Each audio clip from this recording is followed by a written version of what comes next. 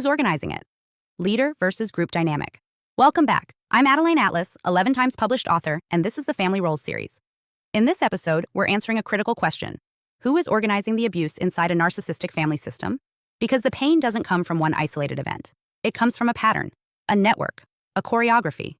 And many survivors of scapegoating or familial exile are left wondering, was this all the narcissist? Or did everyone play a role? The answer is not only that both are true, but that the relationship between the leader and the group is precisely what sustains the system. Let's begin by identifying the narcissist as the organizing force. In narcissistic family structures, there is always a central figure who determines the emotional logic of the group. This is the narcissist. They are the one who defines what is acceptable, who is valuable, and what is true. But unlike a leader who builds through collaboration or honesty, the narcissist leads through distortion. Their authority is not granted based on integrity, but on emotional control. They do not need to convince everyone with facts. They simply manipulate perception. This is not done through open direction, but through covert narrative design. The narcissist plants the idea. They reframe the story. They assign unspoken labels. They cast characters into roles. These actions are subtle. Comments framed as concern, exaggerated facial expressions, selective silence, pointed omissions, and emotional reactions carefully staged to influence the room. The purpose is not to communicate, but to frame. Once the narrative is planted, the narcissist steps back. They do not carry out the attack. They do not have to, because the group has been primed to respond. This brings us to the group dynamic. The narcissist creates the script, but the family performs it. And without the group's compliance, the narcissist would have no power. That's what most survivors don't realize at first. The family system doesn't just contain a manipulative individual, it functions like a distributed organism. The narcissist is the brain, but the group is the body. The system runs on agreement, on emotional repetition, on participation, even when passive. Group dynamics in these systems are not random. They follow predictable laws of psychological and social behavior. These include hierarchy enforcement, triangulation, identity suppression, and the creation of an emotional echo chamber. Let's define that last term. An emotional echo chamber is a group environment in which a single distorted idea is repeated and reinforced without challenge, giving it the illusion of legitimacy. It doesn't matter if it's based on truth. It matters that it's repeated, and repetition is what makes it powerful. Once a narrative is repeated by multiple people, the target often, the scapegoat, begins to experience a phenomenon known as consensus reality. Consensus reality is the idea that if enough people believe something, it becomes real within that system, regardless of whether it is objectively true. That's how families become abusive without ever acknowledging it. The group consensus defines the scapegoat as difficult, selfish, dramatic, unstable, or ungrateful. Not because they are, but because that belief was emotionally installed and then recycled. This recycling process is the core of the group's organizational role. They take the narcissist's seed and they water it. They fertilize it with gossip. They reinforce it through silence. They comply with it during holidays and family events. They speak to the scapegoat in condescending tones. They withhold support. They roll their eyes behind closed doors. They talk about how hard it is to deal with her without ever asking what she actually experienced. This is group participation, and it is essential. Many people ask why the narcissist seems so clean, why they never get caught, why their hands are never dirty. The answer is simple. They don't have to act directly. They build systems that act for them. They construct emotional economies in which others do the enforcement. The flying monkeys, the enablers, the passives, each serves a function. Together, they create redundancy. If one person doesn't enforce the role, another will. That's how these systems remain stable. The narcissist organizes perception, but the group organizes pressure. What makes this dynamic even more powerful is the illusion that the group is acting independently. Most flying monkeys will say they came to their own conclusions. Most enablers will claim neutrality. Most lost children will say they want peace. But in reality, their emotional responses are conditioned. Their reactions were rehearsed by years of training. They learned what to believe by what the narcissist rewarded. They learned who to distrust by what the narcissist rejected. And they adopted behaviors not because they were instructed explicitly, but because they were instructed emotionally. Let's pause here to define emotional instruction. Emotional instruction is the process of training someone to respond to unspoken cues.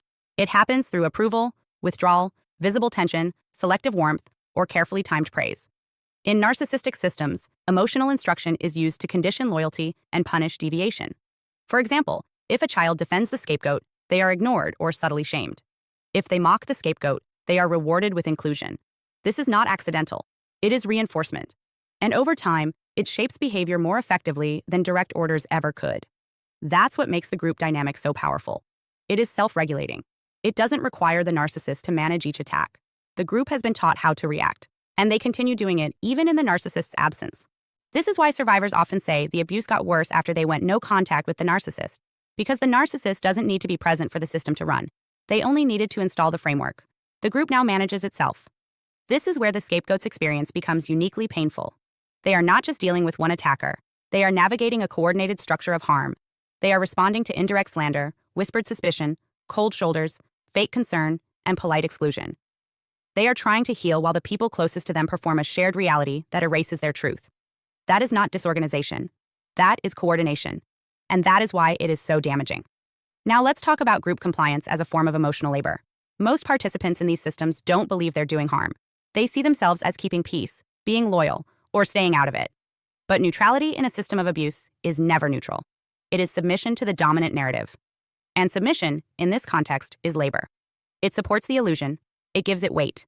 It provides the narcissist with plausible deniability. Because when the group repeats the narrative, the narcissist can step back and say, see, everyone agrees.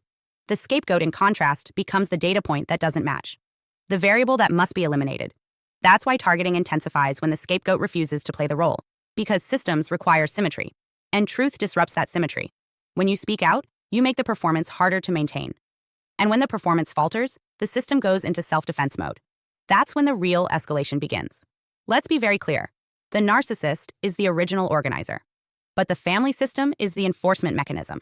And without that enforcement, the narcissist would lose control.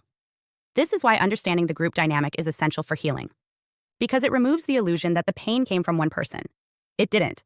It came from a system designed to reward complicity and punish awakening. So how do you dismantle this from the outside?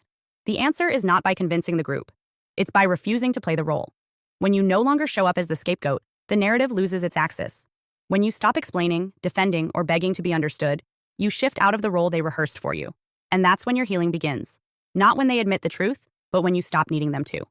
This is the real power of naming the structure. It allows you to exit the emotional contract.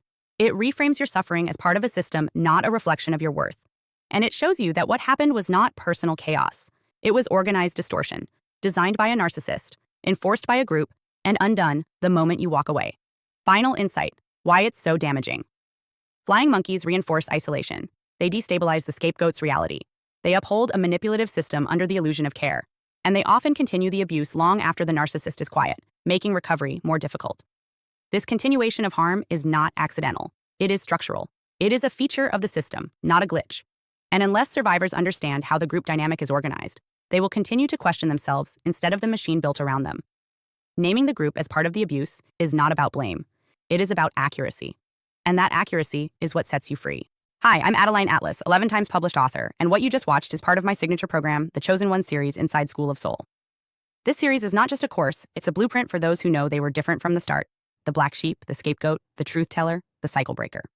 Inside, you'll discover the family roles playbook, the golden child, the scapegoat, the enabler, the lost child, and how to finally step out of the part you were cast in without consent. How the black sheep becomes the goat, turning rejection into radical transformation in leadership. How to break generational curses and rewrite ancestral contracts so the pain stops with you.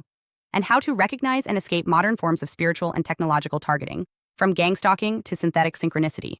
This isn't just about survival. It's about awakening, about reclaiming your voice, your lineage, and your destiny as one of the chosen ones. Click the link below to access the full series now, because the role ends the moment you decide it does, and the real script begins with you.